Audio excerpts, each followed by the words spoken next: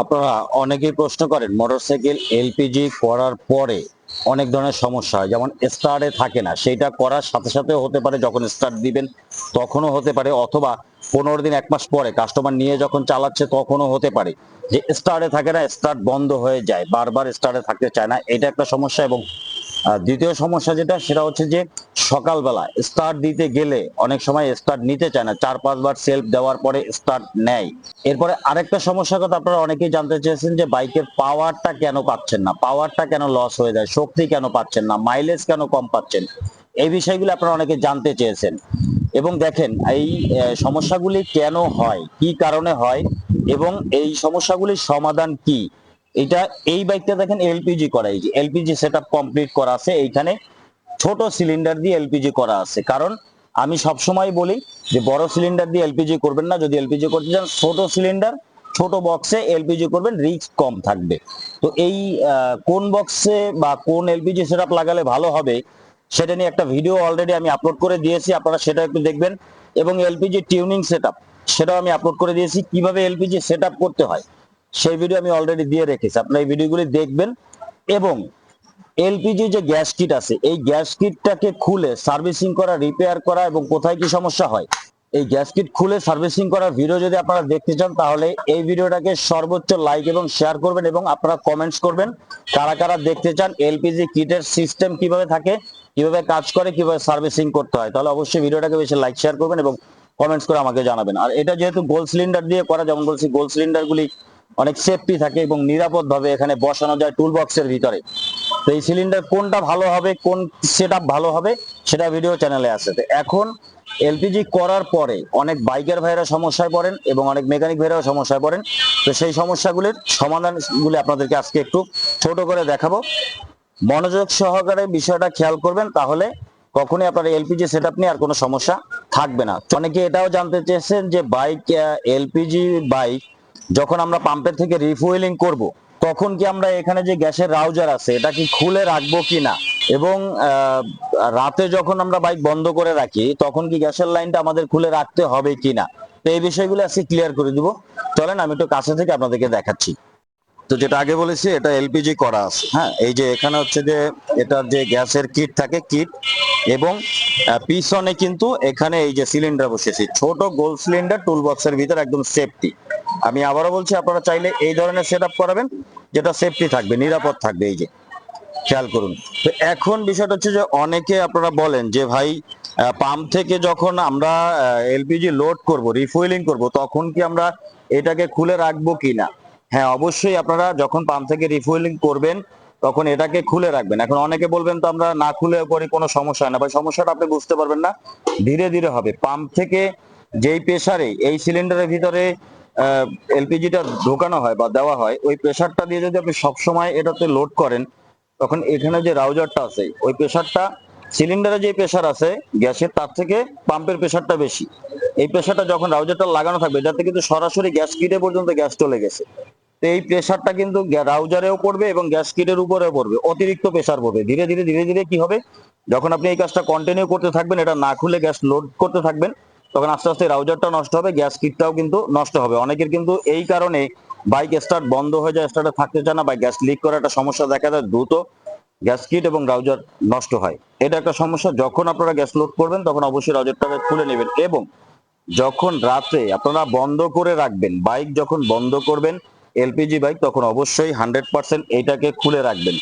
কেন খুলে রাখবেন আমি সেটাও বলছি। এটা এখান থেকে যদি গ্যাসের লাইনটা না খুলেন কন্টিনিউ কিন্তু এখান থেকে গ্যাস আপনার গ্যাস কিটে থাকবে। আর যেখানে আপনি বাইকটা রাখবেন সেখানে যদি আশেপাশের কেউ, যে কোনো কেউ যদি আপনার বাইকটা কিক দেয়, ধরেন আপনি বাইকটা রেখে দিলেন, কিক আছে, কিক ইউজ করলো, কিক ব্যবহার করলো, তখন কিন্তু গ্যাস বের হবে। অথবা সব সময় কন্টিনিউ গ্যাস আসার ফলে যেটা হতে পারে যে দেওয়া থাকলে অনেক সময় ছোট বাচ্চা টাচ্চা থাকে, যে আপনারা যখন রাস্তায় বা কোনো ওয়ার্কশপে বা গ্যারেজে পার্কিং এ যখন রাখেন তখন বাচ্চারা যেটা করবে যে এই দিক দিয়ে কিছু একটা দিয়ে খোঁচা দিবে, এই দিক দিয়ে, এই জায়গায় যখন আপনি কোনো কিছু দিয়ে চাপ দিবেন বা প্রেসার দিবেন তখন কিন্তু সরাসরি এখান থেকে গ্যাস বের হয়ে ইঞ্জিনের ভিতরে যাবে বা গ্যাসটা বের হয়ে যাবে, গ্যাসটা কিন্তু অপচয় হবে। তো সবচেয়ে নিরাপদ যেটা, কোন রকম দুর্ঘটনাও কিন্তু ঘটতে পারে, দুর্ঘটনা এড়ানোর জন্য আপনারা সবসময় রাতে যখন রাখবেন তখন এই রাউজারটাকে খুলে রাখবেন। ক্লিয়ার। এবার আসেন সকালবেলা, অনেকেই বলে সকালবেলা আমরা যখন স্টার্ট দিতে যাই তখন বাইকটাকে 6-7টা সেলফ দেওয়ার পরে হচ্ছে বাইকটা স্টার্ট হয়। এইটার কারণটা কি? আমি কয়েকটা কারণ বলবো, এই জিনিসগুলো আপনারা ঠিক চেক করে দেখবেন। প্রথমত, নাম্বার ওয়ান, সেটা হচ্ছে এই যে না স্ক্রুট আছে এইটাকে আপনারা 3 প্যাচ খুলে রাখবেন। বা নতুন সেট যখন করতেছেন, সেট করার পরে যখন আপনি স্টার্ট দিবেন, আপনি তো জানতেছেন না কোথায় সেট হবে। তো নর্মালি যেটা করতে হবে যে এই যে স্ক্রুটা যেটা আমাদের ডায়াফ্রামটাকে অ্যাডজাস্ট করে রাখে, গ্যাস সাপ্লাইটাকে, এইটাকে 3 প্যাচ আপনারা হচ্ছে যে খুলে রাখবেন। প্রথমে সবার বাইকের ক্ষেত্রে 3 প্যাচ খুলে রাখবেন। খুলে রেখে আরপিএম বাড়িয়ে বাইকটাকে স্টার্ট দিবেন। আর যদি বারবার স্টার্ট বন্ধ হয় তাদেরকেও বলতেছি 3 প্যাচ এটাকে খুলে রাখবেন। 3 থেকে 2.5 প্যাচের ভিতরে 3 প্যাচ খোলা রাখাই ভালো, এটাকে খুলে রাখবেন।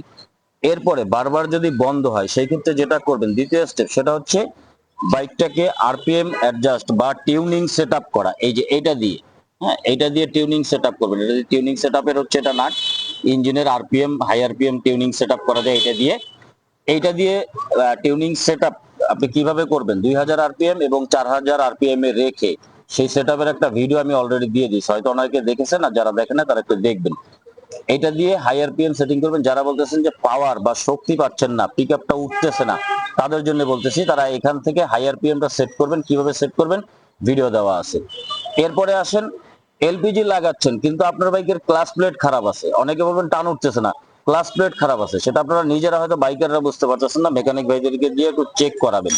এটার কারণে অনেক সময় হয়, আমি অনেক বাইকে পেয়েছি, সেটা আপনারা একটু মনে রাখবেন। আর যদি সকালবেলা স্টার্ট নিতে অনেকের ঝামেলা হতে পারে, যদি ঝামেলা হয় সেক্ষেত্রে আপনারা যেটা করবেন, গ্যাস কিটের এই যে ছিদ্রটা আছে, প্রত্যেকটা কোম্পানির গ্যাস কিটের এই জায়গাটা ছিদ্র থাকে, এইখানে একটা কাঠি বা কিছু দিয়ে এই ভিতরে যে ডায়াফ্রামটা দেখতে পাচ্ছেন, ডায়াফ্রাম এসএসএন, এইটাকে একটু ভিতরের দিকে পুশ করবেন, মানে ভিতরের দিকে চাপ দিবেন। যখন আপনি ভিতরের দিকে চাপ দিবেন তখন সরাসরি গ্যাসটা এখান থেকে এসে এইটা দিয়ে ইঞ্জিনের ভিতরে যাবে, সাথে সাথে সেলফ দেওয়ার সাথে সাথে স্টার্ট হয়ে যাবে। যদি কারো এই সমস্যাটা করে, সমস্যাটার সমাধান একটাই, প্রপার টিউনিং। ওকে, আচ্ছা, এরপরেও যদি না হয় সেই ক্ষেত্রে আপনারা যেটা করবেন যে এয়ার ফিল্টার যে বক্সটা আছে, আমাদের এয়ার ফিল্টার বক্সের হাওয়ার যে লাইনটা করা থাকে, দেখবেন একটা নাট লাগানো থাকে, অথবা যে পানির বা ড্রিঙ্কের যে বোতল থাকে সেগুলোর অনেক সময় অনেকে কিন্তু কক লাগিয়ে যায়, ক্যাপটা লাগিয়ে যায়, সেটার মাথাটা ছিদ্র করা থাকে। এই যে ছিদ্রটা থাকে সেটা যদি বেশি বড় হয় তাহলেও কিন্তু বাইকটা বারবার বন্ধ হয়ে যাবে, স্টার্টে রাখতে পারবেন না। আর যদি ছোট হয় তাহলেও কিন্তু বাইকটা স্টার্টে থাকবে না। একদম একুরেট মাপে ছিদ্রটা থাকতে হবে। এবং ফুয়েল এবং যে এলপিজি রেশিও, যেটা আমি আগেও বলেছি, 85%, 80 থেকে 85% এলপিজি লাগে, আর 10 থেকে 15% হচ্ছে আমাদের যে হাওয়াটা লাগে, অক্সিজেনটা, ইঞ্জিনটাকে পোড়ানোর জন্য। তেলের হিসাবের সাথে এই এলপিজির কোনো হিসাব কিন্তু আপনাদের মিলবে না, মনে রাখবেন। তো এই স্টার্ট আপের সমস্যা হলে এই জিনিসগুলো চেক করবেন। এবং এয়ার ফিল্টার বক্সে যে হাওয়ার কথাটা বললাম, যে কোনোভাবে সাইড থেকে বা কোনো দিক থেকে যাতে হাওয়াটা এয়ার ফিল্টার বক্সে লিক না করতে পারে, সেটাও কিন্তু আপনাদের খেয়াল রাখতে হবে। এয়ার ফিল্টার বক্সে কোনো সাইড থেকে কোথাও থেকে যাতে হাওয়া লিক না করে ঢুকতে না পারে, যেখানে ছিদ্রটা করা থাকবে সেই জায়গা থেকেই যেন হাওয়াটা ঢুকতে পারে। 15%-এর বেশি হাওয়া এয়ার ফিল্টার বক্সে যেতে পারবে না। 85% হচ্ছে লাগবে হচ্ছে আমাদের এলপিজি, মনে রাখবেন। আবার অনেকেই কিন্তু বলে যে ভাই আমি যখন এলপিজি শেষ হয়ে যাবে, তখন আমি যখন তেলে চালাতে যাব, তেলে তখন হচ্ছে যে কি করতে হবে। দেখেন, আপনি যখন এলপিজি শেষ হয়ে যাবে তেলে চালাবেন, তখন কিন্তু আপনাকে গ্যাসের রাউজারের লাইনটাকে খুলে নিতে হবে। এখান থেকে রাউজারের লাইনটা খুলে নেবেন। আপনার গ্যাসটা শেষ হয়ে গেছে, আপনি তেলে চালাবেন, সেই ক্ষেত্রে রাউজারটা খুলে নেবেন। খুলে নিয়ে তেলের চাবিটাকে ছেড়ে আপনি তেলে চালালেন। এরপরে যখন আপনি গ্যাসটাকে লোড করলেন, এলপিজি লোড করলেন, এরপর যখন আপনি আবার এলপিজি তে চালাবেন, তখন কিন্তু এইখানে সাবধান, তখন আপনি সাথে সাথে কিন্তু তেল বন্ধ করে রাউজারটাকে লাগিয়ে কিন্তু আপনি এলপিজি তে স্টার্ট করতে যাবেন না। প্রথমে তেল বন্ধ করে দিবেন। বন্ধ করে দেওয়ার পরে কার্বোরেটরে যতটুকু তেল থাকবে সেই তেলটাকে চালিয়ে শেষ করবেন। চালিয়ে শেষ করার পরে এখানেই কিন্তু শেষ না, চালিয়ে শেষ করার পরে কার্বোরেটরের ভিতরে টপে, এই যে টপ ভিতরে, এখানে নিচে কিন্তু তেল থেকে যায়, একদম শেষ হয়ে যায় না, নিচের দিকে তেল থেকে যায়। সেই তেলটাকে আপনাদেরকে স্ক্রু ড্রাইভার দিয়ে খুলে ফেলে দিতে হবে। ফেলে দিয়ে এটাকে একদম খালি করতে হবে। এটা আপনারা বাইকাররা নিজেরা পারবেন না, যে কোনো মেকানিক ভাইদের কাছে যাবেন, গিয়ে তাদেরকে দিয়ে এখান থেকে এটাকে ভিতর থেকে নাট খুলে সম্পূর্ণ তেলটাকে ফেলে দিতে হবে। এখানে আপনি বাইক চালালেন, চাবি বন্ধ করে আপনি বাইক চালালেন, যে তেল শেষ হয়ে গেল, না, এইটার ভিতরে তেল থাকে নিচের দিকে, সেই তেলটাকে ফেলে দিতে হবে, বের করে এই পাশ থেকে নাট খুলে ফেলে দিতে হবে। না হলে যেটা হবে, যখন আপনি বাইকটা স্টার্ট করবেন, স্টার্ট তো হবে কিন্তু বারবার বন্ধ হয়ে যাবে, যতক্ষণ পর্যন্ত এখানে তেল থাকবে বন্ধ হয়ে যাবে। কারণ নিচের তেলটা বাইকটা যখন চালাবেন ঝাঁকি লাগবে, ঝাঁকিতে কিন্তু কার্বোরেটরের জেট দিয়ে তেলটা ইঞ্জিনের ভিতরে যাবে। তো তেল এবং গ্যাস যখন আবার ইঞ্জিনের ভিতরে যাবে তখন কিন্তু বাইকটা বারবার বন্ধ হয়ে যাবে। আর কার্বোরেটর যে তেলটা থাকবে সেই তেলটা কিন্তু ঝাঁকিতে ঝাঁকিতে সেটার সাথে সেটার কিন্তু একটা গ্যাস তৈরি হয়। সেই গ্যাসটাও কিন্তু এলপিজির সাথে এখানে যখন ডুববে তখন কিন্তু ইঞ্জিনের যে মাপে যতটুকু দরকার তার থেকে ওভার গ্যাস কিন্তু আসবে, তখন ইঞ্জিনটা বারবার বন্ধ হয়ে যাবে। অতএব কার্বোরেটর টপে কোন রকম তেল রাখা যাবে না যখন আপনারা তেলে চালাবেন। তেলে চালানোর পরে যখন এলপিজি চালাবেন। আর একটা জিনিস আপনাদের বলে রাখি, সপ্তাহে অন্তত 1 থেকে 2 বার, সপ্তাহে অন্তত 1 থেকে 2 বার, 1 ঘন্টা হোক আর অথবা আধা ঘন্টা হোক বা 15 মিনিট হোক, বাইকটাকে আপনারা তেলে চালাবেন। মনে রাখবেন তেলে চালাবেন। তেলে যদি আপনারা না চালান সেই ক্ষেত্রে যে ক্ষতিটাতে সম্মুখীন আপনারা হতে পারেন সেটা হচ্ছে যে আপনার যে বাইকের কার্বোরেটর আছে এই কার্বোরেটরটা টোটালি নষ্ট হয়ে যাবে। কার্বোরেটরের ভিতরে তেলে যদি আপনি একদমই না চালান, কার্বোরেটরের ভিতরে সাদা সাদা কার্বন জমবে, জমে পুরো কার্বোরেটরের ভিতরে যে সেটআপ আছে যা আছে সবকিছু কিন্তু একদম নষ্ট করে ফেলবে। এই কার্বোরেটর একদম টোটালি বাদ হয়ে যাবে। যদি আপনি 2 মাস একটানা গ্যাসে আপনি বাইকটা চালান, তেলে যদি আপনি না চালান মাঝে মাঝে, তাহলে কিন্তু আপনার কার্বোরেটরটা টোটালি নষ্ট হয়ে যাবে। মনে রাখবেন মাঝে মাঝে আপনারা মিনিমাম 5 মিনিট 10 মিনিট হোক আপনারা বাইকটা স্টার্ট করে সপ্তাহে 1 দিন বা 2 দিন তেলে অবশ্যই চালাবেন। প্রতিদিন না পারলেও 1 দিন 2 দিন চালাবেন। আর তেলে চালানোর পরে কার্বোরেটর টপের তেলটা আপনারা ফেলে দিয়ে তারপর হচ্ছে এলপিজি তে স্টার্ট করবেন। আশা করি আপনারা যেটা জানতে চেয়েছেন সেটা আপনারা বুঝতে পারছেন, আমি বলে দিয়েছি। আর বাকি কোনো কিছু যদি আপনারা জানতে চান তাহলে অবশ্যই কমেন্টস করবেন। কমেন্টস করলে আমি কি কি বিষয়ে আপনারা জানতে চান সেই বিষয়ে আমি ভিডিও আপনাদেরকে দিয়ে দিব। আর এলপিজি সেটআপ সবসময় চেষ্টা করবেন আপনারা ছোট সিলিন্ডার, গোল সিলিন্ডারের লাগানো, যেটা সবচেয়ে ভালো এবং নিরাপদ। তো আজকে এ পর্যন্তই, দেখা হবে নেক্সট কোনো ভিডিওতে। সে পর্যন্ত ভালো থাকবেন। আল্লাহ হাফেজ।